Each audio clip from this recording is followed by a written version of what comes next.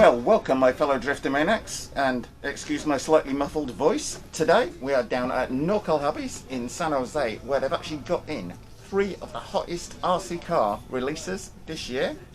First of all, we have got the Traxxas Hoss, then we've got the Armour Outcast 8S, and looking at the back of the store, I think we may have a crime, or certainly a felony, waiting to be shown on camera. And all of these trucks can be ordered from NorCal Hobbies, either pre-ordered for the Traxxas Hoss or the Armour Felony. The Outcast 8S is already in stock down here, so I'll put a link to NorCal below the video. Anyway, let's dive straight in and see what we get for our money. Now, my cameraman today is actually Razor RC, who has come down here, and I will put a link to Razor's channel, so do take the time to check it out. How you doing, guys? Okay, standard fare, Traxxas 2.4 gigahertz radio. We have got the TSM on there, multifunctional dial. And I will say it's one of the hottest days of the year so far. 105 degrees when I was driving down here, but it is nice and cool inside the store.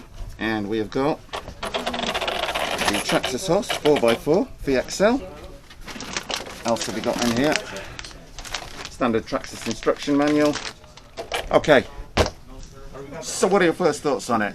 The size? That's certainly something that jumps out, isn't Yeah, it? the box is a lot smaller than I expected. I mean, it's somewhere in between a Slash and a Stampede, more like a Wrestler 4x4 size. And yeah, just size-wise, I think it's a little smaller than I expected. What do you think? Yeah, I was expecting, as you say, it to be more like max in size in there. Noticeable is what is the wheelie bar, or which is, it looks like it is not the wheelie bar from the videos that I'm seeing so far. People are calling this an ollie bar, but it does like a skateboard. When you accelerate hard, well, with a skateboard, when you jump, you kick the back of the board off the ground and the car ollies like that. It looks like in the videos, when they accelerate hard with this, it goes back and it doesn't just wheelie, it flexes and then kicks the back of the car up. Yeah, So that by going into a wheelie, you're actually causing it to jump. I can see the advantage in being able to jump over like little curves and things with that. Yeah. Anyway, clipless body. And somebody did highlight how this is quite similar to the new Stampede body as well. But Yeah, that is not the one that's Wrestler too familiar. 4x4 uses that. The Max uses that kind of style. And we've got the rubbing strips on the top, but also integrated body cage down in that. I can see a lot more of the Traxxas cars moving to that. Don't know what your thoughts were, but Yeah, when I saw it's a it, little more I could see that protection, working. Adds a little more cost, but it's kind of their Traxxas thing, you know. Okay, panning on down the car. The steering servo, I believe that is not anything like in terms of a major upgrade on the car. It's the regular 2075 plastic geared servo that they always use in the 10 scale.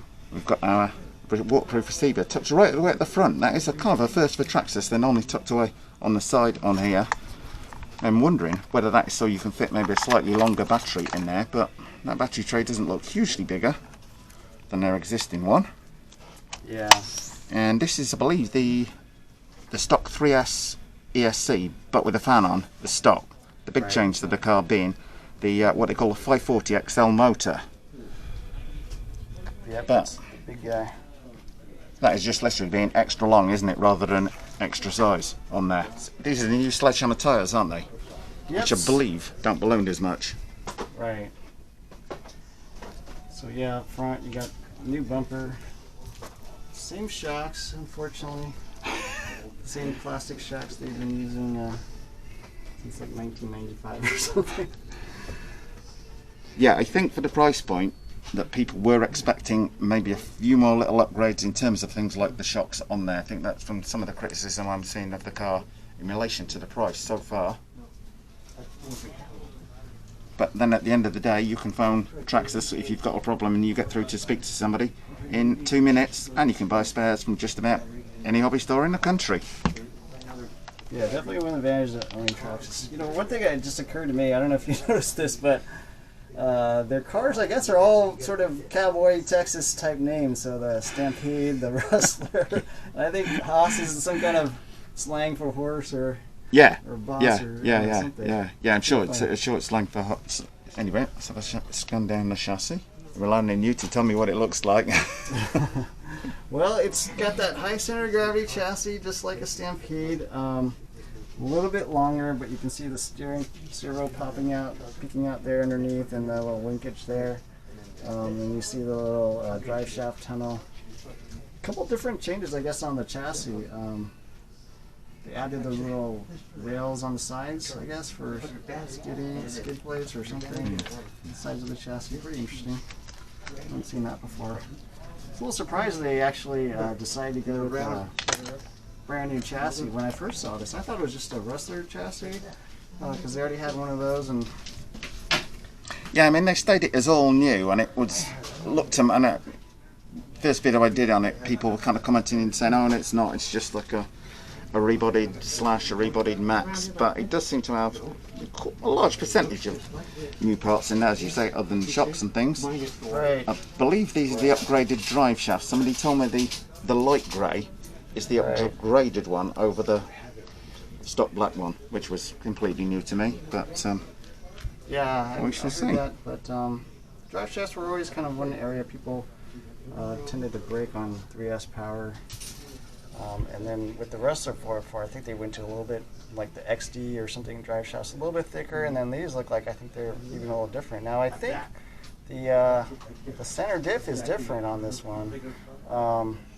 They actually have a steel spur gear, I believe. So finally they kind of went steel drivetrain there, so people can't break their spur gear. And then I believe it has a center diff as well. So right, well, thank you very much, Razor, for filming, and I will put a link to your YouTube page so people go out and check Razor's YouTube videos out, which are excellent, and particularly his racing ones are really good, aren't they?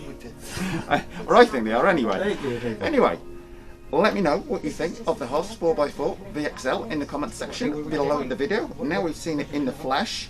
I will leave people to make up their own mind on the price point. If you do want to pre-order one of these though, NorCal Hobbies are taking one. I'll put a link to them with all their contact details below the video. And if you don't want to miss the Outcast A test and the Felony video, then don't forget to like, share and subscribe. Thanks for watching.